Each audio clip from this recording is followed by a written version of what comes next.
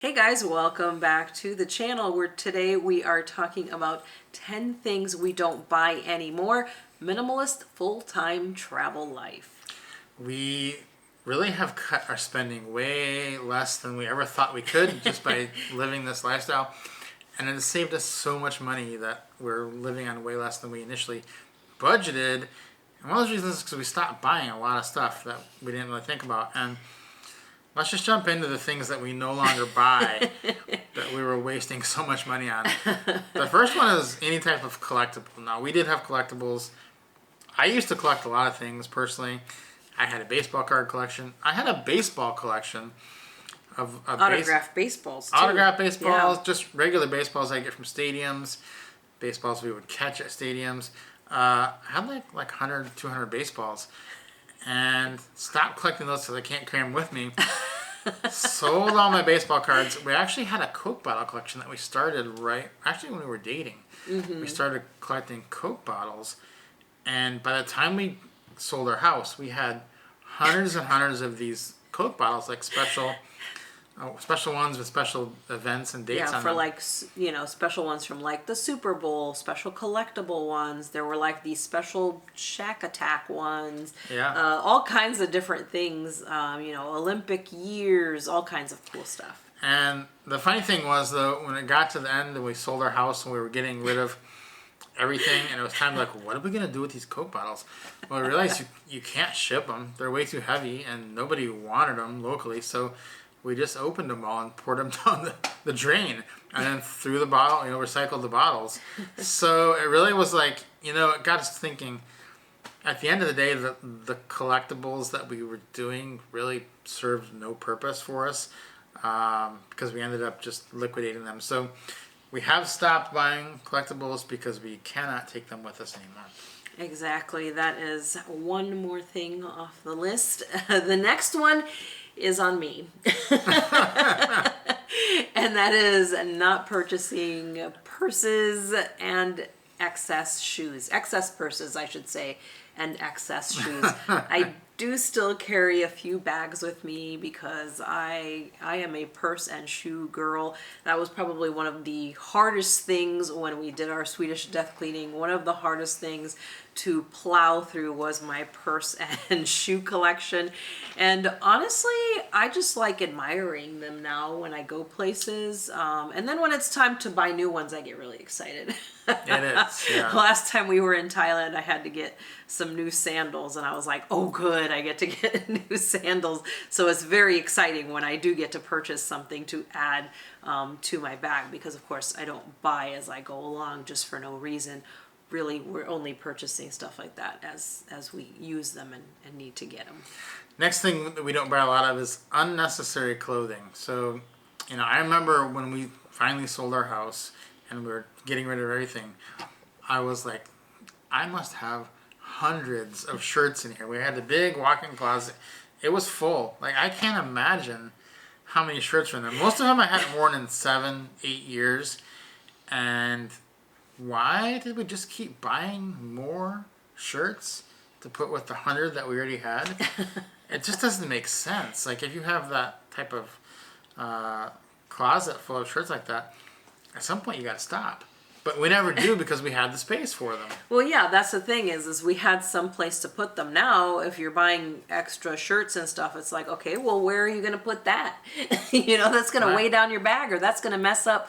I mean, we've got it to right now, the way we pack our bags is like the perfect puzzle, and all the pieces fit. And whenever there's something new gets added to it, it's like, okay, well, I need to buy something that's approximately the same size as this one because I don't want to mess up my whole puzzle of making my suitcase. So when I bought my sandals, I was like, all right, I want them to be approximately the same, size and take up about the same amount of space so that I can put it in the same place where I kept my other ones too. Next thing we don't end up purchasing anymore is overpriced vacations. Now, we did take a lot of vacations before, and we ended up going on vacation at the same time everybody else was going on vacation. And because we did have a mortgage and we went on vacation, we were still paying for our mortgage when we were on vacation, so we're double paying. Now, since we're just traveling, we are only paying once when we're on vacation, and it's not, so you're really not paying for vacations at all because it's really just your living expenses when you're on vacation. Right. It's just built into your living expenses. You wouldn't, it's like if you went on vacation in the same city you lived in. Yeah, Except that we get to keep moving. Exactly. So it stays interesting. You run out of things to do if you go on vacation in Atlanta. You run out of things to do if you're doing a staycation. But now we do a staycation anywhere we want. Next one is a big one, and we no longer purchase cars, car insurance, gas, oil changes, or any accessories for cars. The whole car category has been wiped off Gone. of the budget. That's a huge savings. For many people, probably $1,000 a month. Yes, between, like you said, the car payments and all the upkeep, plus just the daily things like putting gas in a car, that cost is wiped out because honestly, we travel to places where we don't even have to rent a car. So there's not even a rental car line for us. So we don't even have to worry about that because it's not something that we try to stay away from it as much as possible. Yeah, we just, that's part of our strategy, is to go to cities where there's transportation, where we don't have to rent a car. Next one's going to be grass seed, lawn care, maintenance items for the house. Grass seed sounds like a weird one, but we lived in Atlanta. If you've ever been there, you know it's just red clay. And you can't get grass to grow, so you got to buy grass seed to keep the HOA happy. Like every 3 months, you got to throw that stuff out there. So, yeah, we don't have to buy that anymore, and that's a big relief. Yeah, that kind of stuff really, adds up a lot with those types of things, like holiday decorations and all that types of stuff that you would have to do for your home. You just wipe that right on out of there. Next one is very interesting because we do not buy any trendy items anymore. Not that we were big into trendy items before, but the reason we definitely don't buy them now is because the trends are different everywhere we go. So you buy something that might be trendy in Bangkok, it's probably not trendy in Japan when you get there. So you just buy what you want because you're never going to be up to the trend of each single place. Yeah, it's going to change everywhere you go. And again, it's just one of those things where you think, do I really want to carry this around with me just because it's cool in this place where I'm at? Of course not. So you don't buy it. You can enjoy it, look at other people's, and move on with your day.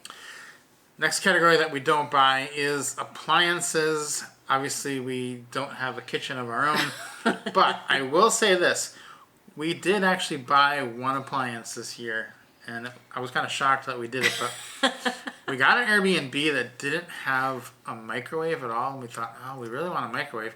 We were going to be there for 2 months, and we're actually going back to that same Airbnb for another 2 months later in the year. So we bought a microwave, carried it to the apartment, used it, left it there. We'll use it again when we go back. That's right. We'll get 4 months out of it. And it was only I think it was like $22 or something like that. So that's pretty good. Yeah. Pretty good return on our investment for that Airbnb. Yeah, that is. And then another thing that we don't buy anymore that we used to buy tons of is candles, housewares, decorations. It seemed like there was always one of those Bath and Body Works sales, and we were always getting like 10, 12 candles out of there. No more. Because we had to buy a bunch of candles because if we ran out of candles, we always like to sell candles.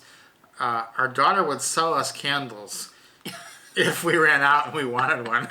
But she would always sell it to us at an inflated price. She would make money on us. And it was used. Yeah, and it was used. But we would buy them from her because we really were like addicted to getting candles. Yeah. Just not just for the decorative, but we just liked scented candles Yeah. to have in our I think home. it was like a stress reliever to have the scent in our room before we went to bed. And see, now, because we don't have the stress of those jobs, we don't need the candles anymore, so. Yeah. Well, it actually ended up being a fairly huge expense over the year because you go through them a lot. If you're burning the candles, you go through them quite a lot. So there's that. And then also, like you said, the decorations, you end up buying a ton of stuff. Like take Christmas, for instance. Yeah, we have the same tree that we would put up every single year. But guess what? Every single year, the lights don't work. So you have to go buy new ones and all that kind of stuff. That really adds up. Or, you happen to be in the store and you're like, oh, that's really cute for Halloween. I'm going to buy that and put it in the house. And all those types of things are wiped away because you don't need to purchase them ever because you don't have your own place to put Right. stuff up. So that's 10 things we don't buy anymore. Let us know in the comments if there's things that you have stopped buying. If you're traveling, if you're thinking about becoming a minimalist, we would love to hear what you have cut back on. Go ahead and leave that in the comments. Guys, don't forget to subscribe to the channel, and we will see you next time.